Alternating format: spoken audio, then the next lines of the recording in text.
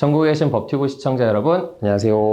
새롭게 출발하는 법튜브 그 두 번째 시간이 돌아왔습니다. 오늘도 역시 지난 시간에 이어 박응현 변호사님과 함께 자리를 마련했는데요. 저희 첫 촬영분이 업로드가 됐어요. 주변에서 연락을 좀 받으셨는지. 네, 극소수의 지인분들께 잘 보았다는 연락을 받았고요. 잘 보았다. 근데 네. 지자체가 홈페이지를 통해서 이렇게 정보를 공개하고 긴급재난 문자를 발송하는데 법적 문제가 단순히 이제 법에 근거가 있다고 다 네.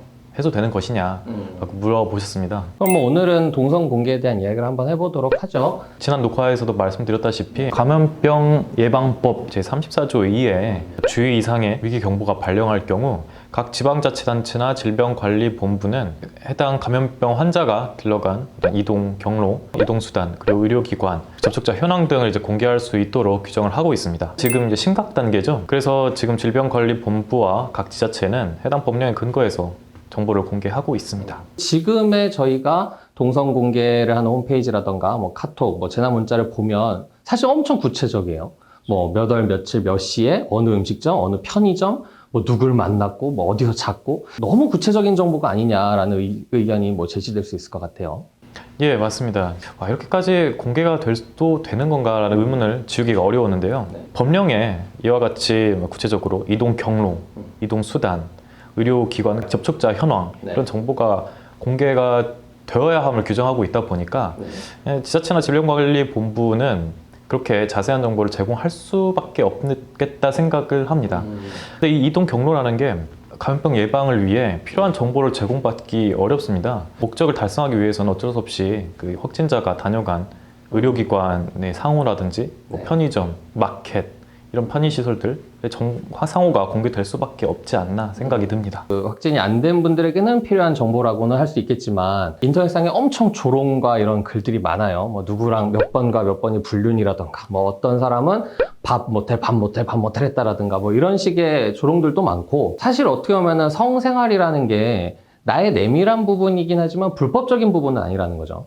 네, 그런 부분도 나올 수 있고, 예를 들면 성소수자분들 같은 경우는 강제적으로 그리고 간접적으로 아우팅을 당한다, 이런 문제도 제기되고 있거든요. 감염병 환자의 동선이 너무나 구체적으로 공개가 되다 보니까 루머도 돌기도 하고 또는 아예 잘못된 정보가 유포되기도 합니다. 그런 정보로 인해서 각 정보 주체라 할 수 있는 감염병 환자 개인 정보 내지는 사생활의 자유가 심각하게 제한 내지는 침해가 되고 있는 상황인데요. 검토를 해봐야 될 것이 있다면 헌법상에 정해져 있는 기본권의 제한이 균형을 이루고 있는지 확인이 필요하겠습니다. 헌법 제37조 제2항 국민의 권리와 자유는 법률로서 제한이 필요한 경우에 가능하다. 다만 이 경우에도 본질적인 부분은 침해될 수 없다라고 두고 있습니다. 한쪽은 국민의 보건권, 건강권이 있고 다른 한쪽에는 감염병 환자분들의 개인정보, 자기 결정권 내지는 사생활의 자유를 누릴 수 있는 권리, 양 기본권이 서로 대립하고 있는 상황이란 말입니다. 감염병 예방법에 의해서 건강권, 보건권들이 좀 더 강하게 지켜지고 있는 상황이에요. 짐작하기로는 감염병 환자분들께서 한번 헌법 소원을 제기해 볼 수 있는 여지가 아까 맡은 이유로 있지 않을까 생각이 듭니다. 기본권 침해라는 걸 우리가 생각을 안 할 수도 없지만, 얼마 전 뉴스를 보니까 세계보건기구 WHO에서 보면은 미국이라던가 유럽 이런 국가들은 개인정보를 워낙 중요시 여기기 때문에 동선 공개를 절대 할 수 없다. 도시 폐쇄 아니면 이동 금지 이런 건 가능해도 동선은 공개할 수 없다. 근데 한국에서 어떻게 보면 되게 파격적인 이런 동선 공개를 통해서 오히려 방역에 되게 효과를 누리고 있다. 이런 뉴스 사실 있긴 있어요. 그렇죠? 네. 우리나라가 조금 더 건강권, 보건권에 방점을 두고 있다라고 해석하시면 되는 부분인데요. 서양권은 사생활, 개인의 자유와 권리를 무엇보다 중시하는 그런 문화, 그로 인해서 형성된 법제가 있기 때문에 지적하신 것처럼 서양에서는 이러한 조치가 받아들여지기 어려울 수 있다고 봅니다. 또 관련해서 인권위가 하나의 권고를 내렸는데요. 감염병의 확산 및 방지를 위해서 이런 방문 장소와 시간을 일정 부분 공개할 필요성은 인정을 한다고 합니다. 그런데 실제로 이런 정보들이 지나치게 필요 이상으로 공개되다 보니까 사생활 정보가 이런 구체적인 공개로 인해서 인권의 침해에 이른다 라는 지적을 하였는데요. 확진 환자 개인을 특정하지 않고 시간과 장소, 방문 장소만을 공개하는 방안이 어떤가 하고 제안을 했습니다. 제가 볼 때 꽤나 합리적인, 그리고 이런 어떤 상반되는 기본권에 충돌되는 모습을 완화할 수 있는 조화로운 해결책이 아닌가 생각이 들더라고요.